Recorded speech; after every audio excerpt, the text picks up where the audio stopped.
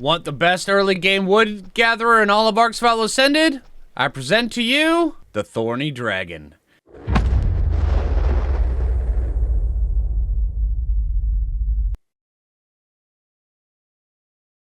These guys are absolutely insane for gathering up wood and carrying all sorts of different things. Plus, also, they have smithies in their saddles, which makes them absolutely phenomenal for all sorts of different things. Alright, these guys have some amazing weight reduction on all sorts of different things. Here, let me show you. And a lot of people just don't realize that they do have the weight reduction that they do. They have weight reduction on fiber. Yeah, 3.0 in here, 1.5 in here. They have weight reduction on thatch. 4.0 in there, 2.0 in there. They have weight reduction on wood. This is a big one.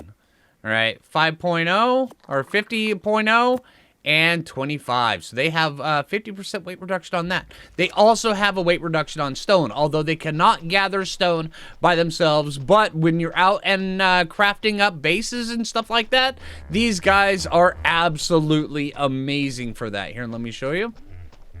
All right, let's get a little bit of stone. All right, so in our inventory, this 41 stone is 20.5. Bam, 10.2 in their inventory. So these guys right here, they are absolutely amazing for gathering up and carrying all sorts of different things. Plus, like I said, they also have a smithy just directly in their saddle. And their saddle is actually really easy to get at level 40, and it costs a lot less to make. Granted, it does take metal ingots and a little bit of clay, but by the time you hit level 40, you should have all of this stuff. Now, when I say they are the best early game tamer, I mean it. They are easier to tame than a mammoth. When they are the easiest wood gatherer, they are easier to tame than a mammoth and far easier to tame than a Castroides or the beaver from the island. And also, their saddle is just easier to craft. So, yeah, these guys, absolutely phenomenal. Plus, also, they have the attack where you can do your left-click attack, and their left-click attack is no pushover. This guy right here, he's super low level. He's only level 54. He's only got 130 melee damage, which means he's already hitting hard. Also, their ult attack, bam, has a torpor effect and will hit at range. Granted, it doesn't hit for a lot. I'm trying to actually hit this guy. Yeah, 1 point of damage, but it also has a torpor element to it, which is phenomenal. It really, I mean, the torpor, while I wouldn't really rely on it to actually tame things. You can in a pinch if you need to, or if you have things set up so where you can strategically hit stuff without it hitting you. Yeah, so, but I would recommend setting up something like that if you're going to use it to knock things out. Yeah, it's not super reliable, but it is, you know, it is a method of doing things if you so choose. But like I said, these guys are phenomenal for crafting little bits to your bases. If you're out and you just want to build a whole bunch of stuff like wood and stone foundations and whatnot, carry this guy out there, harvest the stuff, craft it in your inventory, throw it back on him, and I mean, serious, you'll get quite a bit done that way. I also have this guy. I've only been pumping weight. I tamed him as a baby at level 25, and I've leveled up to level 54, only pumping stats into weight, and he's already got 762. So these guys, they get a really good weight stat that you can put on there, and it will help out quite a bit. All right, let's talk about how to tame these guys. We've already, well, I've mentioned that you can claim these guys as babies out in the wild, so keep your eye out for that whenever you see a baby roaming out in the wilderness. All right, now let's go on the shopping list for going and taming these guys. It's actually really simple. I would go with, you know, a crossbow. This right here will actually work really well. You can use a boomerang if you want to. Just know that that torpor tail attack of theirs will be able to hit you. All right, so I would recommend, you know, just using a crossbow. With a little bit of trank arrows. It helps out quite a bit. I could use this one, but this one's overkill for it. This one right here with 130 damage, just perfect. If you have just a primitive one, that'll work as well, but I would recommend using trank arrows. But like I said, in a pinch, if you need to, the boomerang is very effective in Ark Survival Ascended, so you can actually knock out these guys with one of those. So yeah, I would, when you're going out, take a little bit of narcotics, not a huge amount, but you may need a few. So just keep an eye out on that. Now we're going to take out a dino. It doesn't matter which land dino. I am probably going to take out my Thyla just because he's right here and he's available, but a Thyla is absolutely not required for taming one of these guys.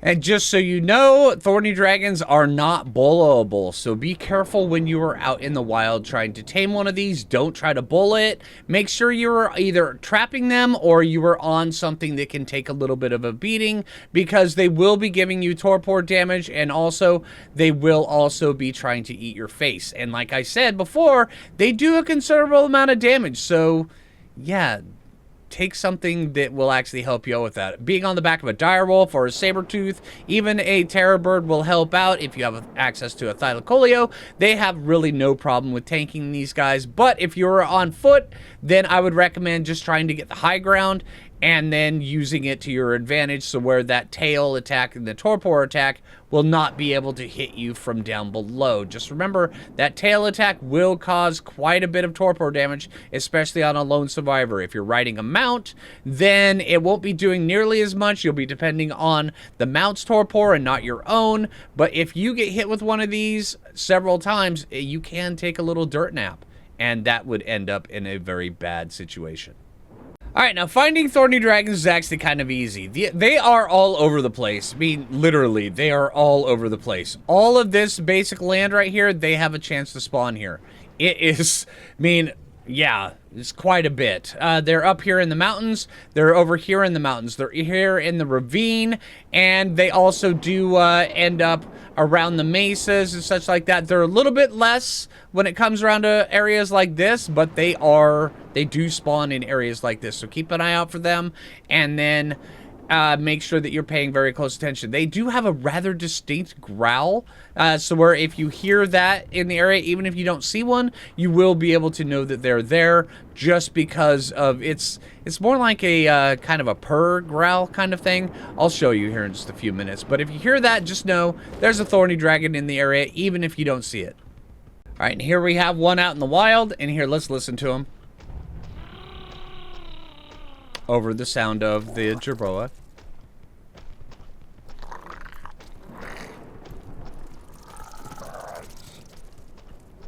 Okay, he's not making...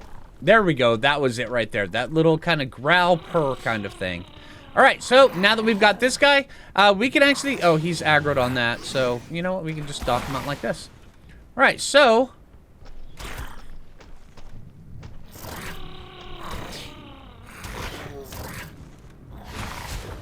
we kind of want to use the 10-2 method. It's where we hit him once and then we wait for the torpor to build up, because they don't have a ton of hit points, but they do have a decent amount of torpor. See, he's already fleeing.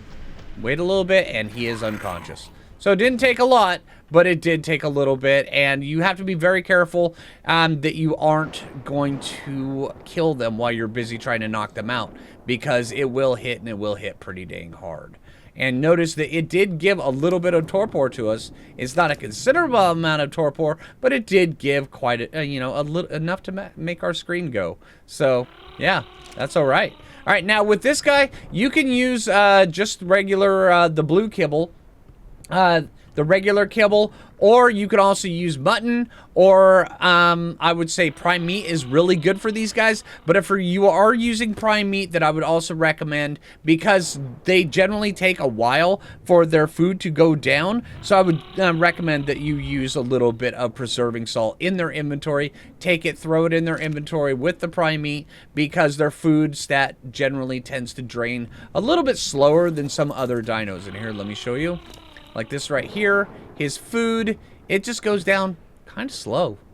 I mean, it is going down, but it's not a tremendous drop. And their taming speed, when it comes around to taming them, it can take a considerable amount of time, especially for some of the higher level ones. So whenever you're making sure to throw on prime meat, make sure you put on a little bit of preserving salt in their inventory, just to extend the duration of that prime meat, because it will have a chance to spoil in its inventory.